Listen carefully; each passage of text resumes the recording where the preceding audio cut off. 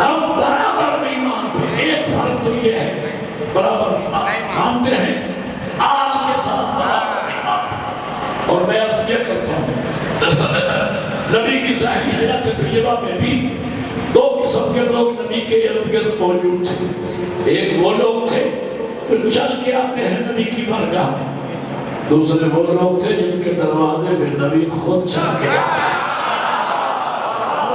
ایک وہ لوگ تھے جو نبی کو خوش رکھنے کی کوشش کرتے تھے, دوسرے وہ لوگ تھے جنہیں نبی خوش رکھنے کی کوشش کرتا ہے.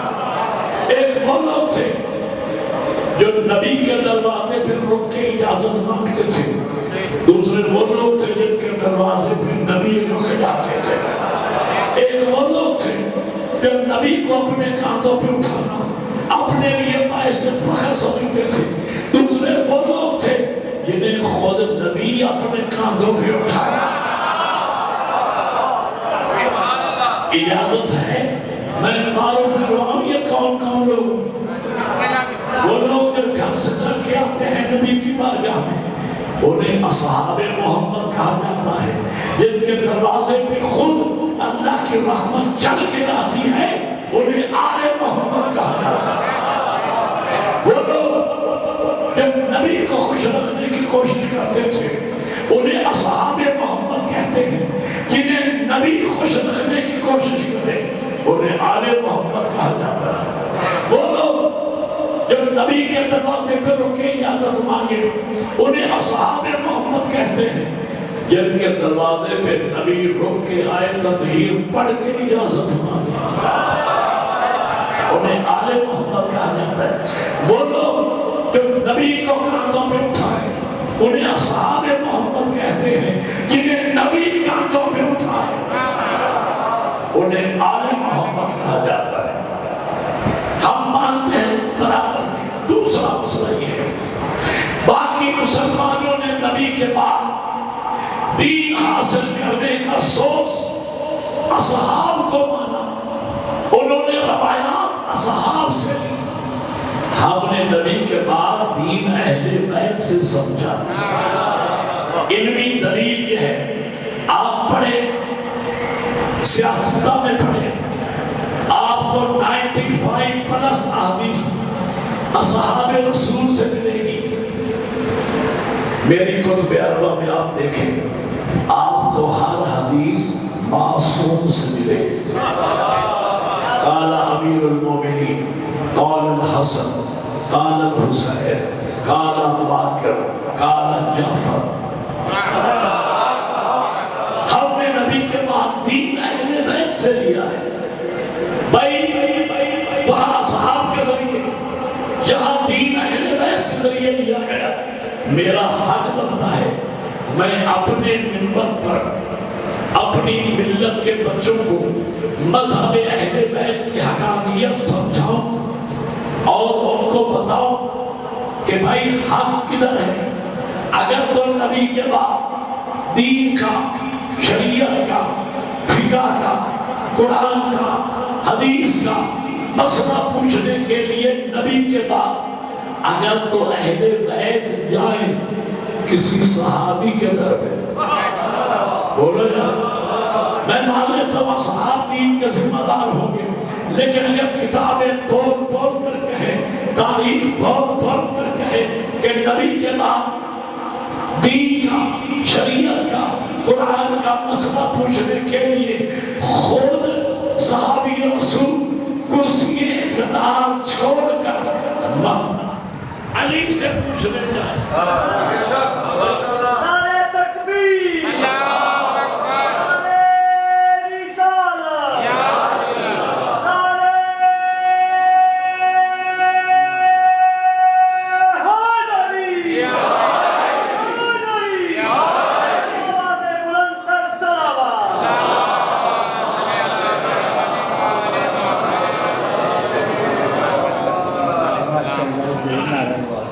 حسینیت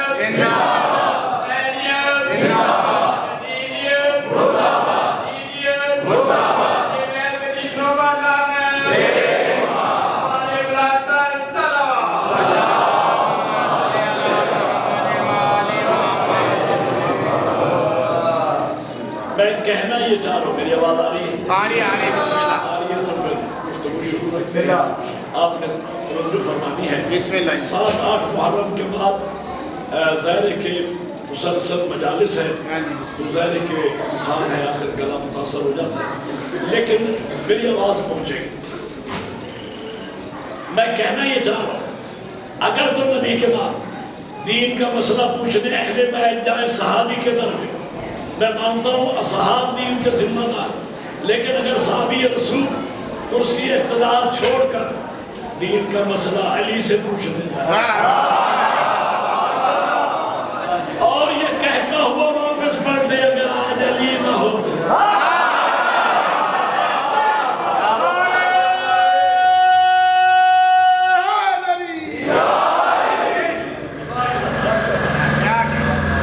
تو مسلمانوں ہم نے نبی کے بعد دین ہلاکت سے بچنے والوں سے نہیں لیا، ہلاکت سے بچانے والوں سے لیا۔ ایک میں بات کہنا چاہتا ہوں، اگر یہ سمجھا سکا پورا عشرہ ایک طرف، یہ بات ایک طرف، بات تاریخی ہو، نعرہ بھی آپ نے تاریخی لکھانا ہے، لیکن میری بات مکمل ہونے کے بعد یہ واحد مکتبہ فکر ہے، مکتبہ تشیع، جو ہم اپنے آپ کو جعفری کہتے ہیں۔ بولو یار کیا کہتے ہیں؟ یہ میرے فخر ہے جعفری ہونے پہ، بولو ہم اپنے آپ کو کیا کہتے ہیں؟ جعفری کس نسبت سے؟ امام جعفر صادق علیہ السلام کی نسبت سے۔ درود پڑھیں حضرت کے نام پہ اللہ۔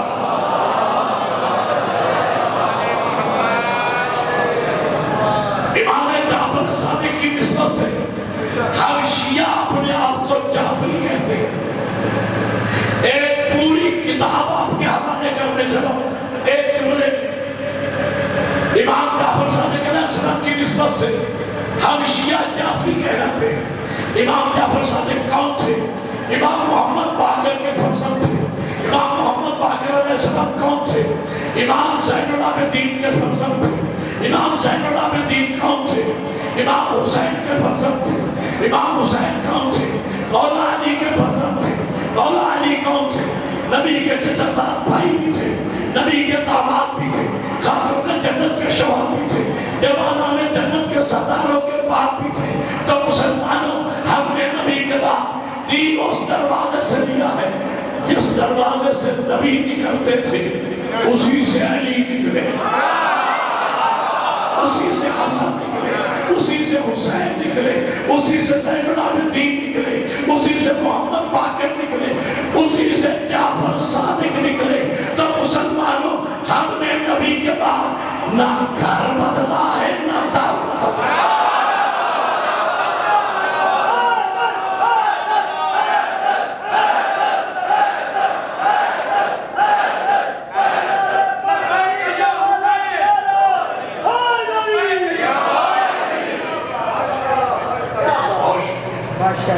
بڑی ہمت ہے خدا کی قسم، یہ عصمت ہے، اسی کا اجر ملے گا۔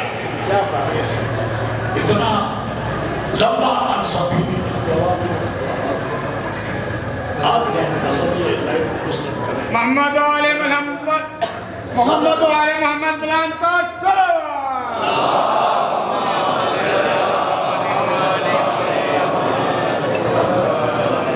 توجہ ہے، بسم اللہ بسم اللہ۔ یہ امتحان ہے آپ کا بھی میرا بھی، آپ بھی تھکے ہوئے آئے ہیں، میں بھی ظاہر ہے کہ لمبا سفر کر کے آپ کو مجالس پڑھ کے، لیکن یہ ہے کہ سلام ہے آپ کی عقیدت کو، آپ کی عشق کو، آپ کی محبت کو، آنے محبت کے ساتھ سارا دن ماتم کر کے آئے ہیں، اور مجلس میں تعداد میں کمی نہیں ہے، یہ آپ کی محبت ہے۔ اللہ تعالیٰ آپ کی آپ کی سعی و کوشش کو قبول فرمائے۔ آپ سارا دن ماتم کرتے ہیں اور بڑے شوق کے ساتھ، محبت کے ساتھ، عقیدت کے ساتھ مجلس حسین بھی سماعت فرماتے ہیں، مجلس میں کمی نظر نہیں آتی۔ میں کہنا یہ چاہ رہا تھا، دوبارہ جملہ تو ہے دیتا ہوں، میں کہنا یہ چاہ رہا تھا، ہم جعفری کہلاتے ہیں۔ امام جعفر صادق کی نسبت سے جس دروازے سے نبی نکلتے تھے اسی دروازے سے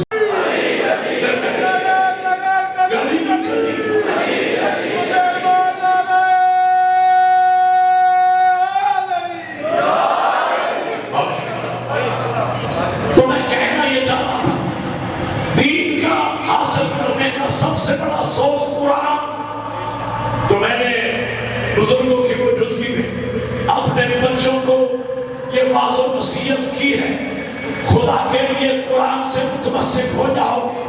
او بھائی، میں اگر ان بچوں کو نہیں سمجھاؤں گا تو کون سمجھائے گا؟ میں دس نہیں دوں گا تو کون دس دے گا؟ ملک صاحب قبلہ اور ان کے جتنے بھی وفقا ہیں، ان کی ذمہ داری صف اعظم بچھانا، ان کی ذمہ داری میرے لیے سہولیات فراہم کرنا، لاکھوں روپے نیاز دی۔ اب یہ ذمہ داری ان کی ختم ہو گئی، اب میری ذمہ داری ہے کہ میں قوم کے بچوں کو بتاؤں کہ مکتب اہل بیت کیا ہے۔ میری ذمہ داری مجھے پوری کرنی ہے۔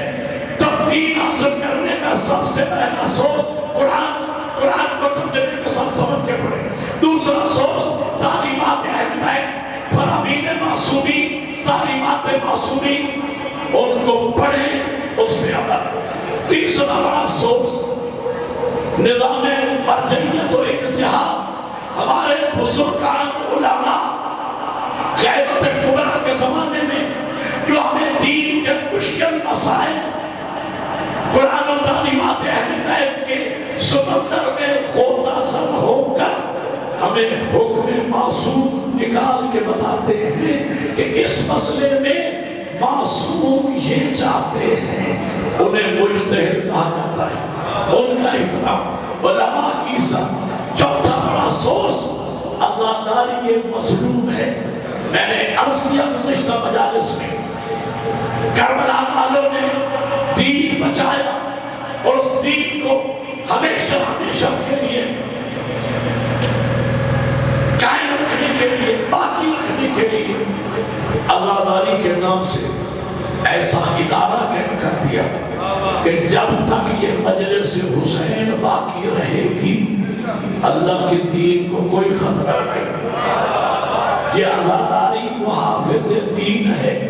او بھائیو، آج دیکھیں اس ایمانہ میں وہ شعر ہے، اسلام زندہ ہوتا ہے ہر کربلا کے بعد۔ اس کا مطلب یہ ہے ہر عاشور کے بعد دین کو ایک تازگی ملتی ہے۔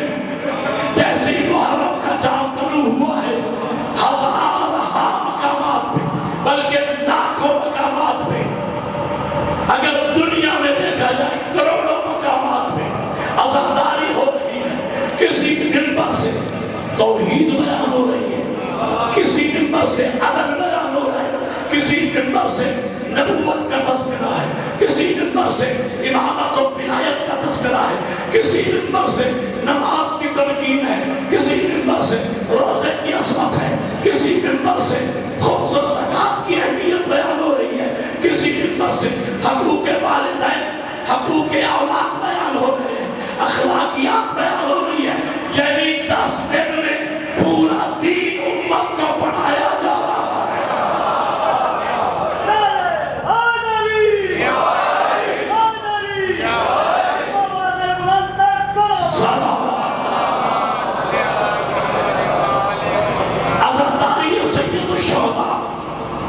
یہ محافظ دین ہے۔ میں مثال دیا کرتا ہوں، لاہور کے بادشاہی کلا کے ایم سینٹر میں ایک دیوان خاص ہوتا ہے جہاں رائل فیملی بیٹھتی ہے، اس کے اوپر دیوان عام ہوتا ہے جہاں وزیر مشیر بیٹھتے ہیں، اس کے گرد حصار خاص ہوتا ہے، پھر اس کے گرد حصار عام ہوتا ہے، پھر اس کے گرد خندق کھودی جاتی ہے جہاں پانی چھوڑا جاتا ہے۔ گویا یہ ڈیفنس لائنیں ہیں، جب دشمن حملہ کرے پہلے پانی کی خندق عبور کرے کو توڑے، پھر دیوان عام کو توڑے، پھر دیوان خاص میں بادشاہ اور اس کی فیملی تک جا کر پہنچے۔ سمجھ کے بولنا میرے ساتھ، اسلام کے کلا کے این بی سینٹر دیوان خاص میں شمع توحید روشن ہے، لا الہ الا اللہ کی شمع روشن ہے، اس کے گرد محمد رسول اللہ کا دیوان ہے، اس کے گرد علی ولی اللہ کا حصار ہے، اس کے گرد یا حسین کا حصار ہے، اس کے گرد اللہ نے ہم عزاداروں کے آنسوؤں کی خندق کھدوا رکھی ہے۔ یہ میرا چیلنج ہے، 1400 سال سے لے کر آج تک دشمنان اسلام ابھی تک ہم عزاداروں کی آنسوؤں کی خندق کو عبور نہیں کر سکا ہے۔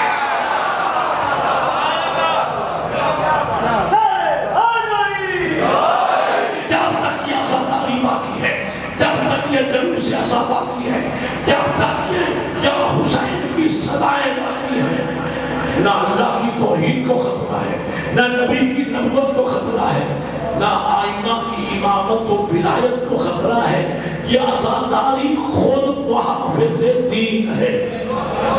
میں نے گزشتہ عشرے میں یہ بات کہی تھی، جہاں تک مجھے یاد آتی ہے، یہ تعلیمی ادارہ ہے کربلا والوں کا، یہ سکول ہے زہرا کے بیٹے کا، مجلس حسین۔ اچھا یہ فقط سکول ہی نہیں، یہ کالج بھی ہے، یہ یونیورسٹی بھی ہے۔ سکول میں آپ کو بچے ملیں گے، کالج میں آپ کو نوجوان ملیں گے، یونیورسٹیز میں آپ کو جوان ملیں گے۔ جہاں گرلز کیمپس ہے وہاں بوائز نہیں، جہاں بوائز ہے وہاں گرلز نہیں۔ اور یہ فقط یونیورسٹی کالج سکول نہیں، یہ مجلس تعلیم بالغاں بھی ہے۔ 80 سال 90 سال کے بزرگ مجلس میں تشریف فرما ہے، وہ بھی قصب فیض کر رہے ہیں۔ اور میرے بھائیوں پھر دیکھو دنیا کے تعلیمی اداروں میں اور امام حسین کے تعلیمی ادارے میں زمین و آسمان کا فرق ہے۔ دنیا کے تعلیمی اداروں میں جائیں، پہلے بھاری بھرکم فیسیں ادا کریں، پھر جا کے علم حاصل کریں، لیکن یہ کریموں کی درسگاہ ہے، یہاں آئیں علم بھی لے جائیں، ثواب بھی لے جائیں، جہاں تمہیں نیاز ملے۔ میں نے بنام حسین پورا ملک گھوما ہے، ملک سے باہر بھی 5-7 ملکوں میں ذکر مولا کی سعادت حاصل ہوئی ہے، لیکن یہاں جو میں انتظام دیکھتا ہوں، اللہ بانیان کی توفیقات میں اضافہ فرمائے، ملک صاحب کے خاندان بچوں کو اللہ سلامت رکھے، دینی دنیاوی مقاصد میں کامیابیاں نصیب ہوں۔ کیا خوبصورت انداز میں عزاخانہ بنایا، سجایا، ترتیب دی، خوبصورت کل بھی میں نے عرض کیا تھا۔ بڑے بھائی سالار ہے ہمارے ماتمیوں کی ایسی تربیت، ایسا خوبصورت انداز میں ماتم میں نے بہت کم دیکھا ہے جو یہاں دیکھتے ہیں۔ نیاز کا جو اہتمام ہوتا ہے روزانہ کی بنیاد پہ، جو آپ کو نیاز ملتی ہے، میں بھی وہ نیاز کھاتا ہوں، اعلیٰ سطح پہ نیاز، فراغ دلی کے ساتھ نیاز کا وسیع انتظام، اور دل کھول کے آپ لوگ مولا کے نام پہ خرچ کرتے ہیں۔ اور میں نے رضا سرسری کی ایک ربائی سنی، بہت لطف آیا، کیا خوبصورت بات کہی بزرگ نے، اللہ درجات بلند فرمائے رکھے، کہ 10 کا ایک نوٹ بھی گر جائے کسی کا جو کہیں، ہم نے دیکھا ہے بڑی دیر وہ پچھتاتا ہے، جانے کیا بات ہے شبیر تیرے نام پہ ہم خرچ جتنا بھی کریں اتنا مزہ آتا ہے، خرچ جتنا بھی کریں اتنا مزہ آتا ہے۔ تو میں کہنا یہ چاہ رہا تھا، عزاداری کو اس طرح برپا کریں۔ عزاداری سکول ہے زہرا کے بیٹے کا، یہاں دین جو بچایا گیا اس کو پہچانے کا، قوم تک اس دین کو پہنچانے کا سورس ہے مجلس حسین۔ لہذا انتہائی قابل ستائش ہیں وہ بزرگان کہ جنہوں نے آپ کے لیے ہمیشہ ایک مستند عالم کا انتخاب کیا. مجھ سے پہلے مسلسل علماء پڑھتے رہے, عالم کا انتخاب کیا. کیوں عالم کا انتخاب کرتے ہیں؟ یہاں مجلس پڑھانے کے لیے. بزرگ یہ سمجھتے ہیں کہ اگر ہم نے بچوں کی تربیت کرنی ہے تو دین وہی سکھائے گا جو دین پڑھ کے آیا ہوگا. خیر ہے, بچوں کی تربیت وہی کرے گا جو دین پڑھ کے آیا ہوگا, وہی بتائے گا. تعلیمات قرآن کیا ہے, تعلیمات اہل بیت کیا ہے, تعلیمات معصوم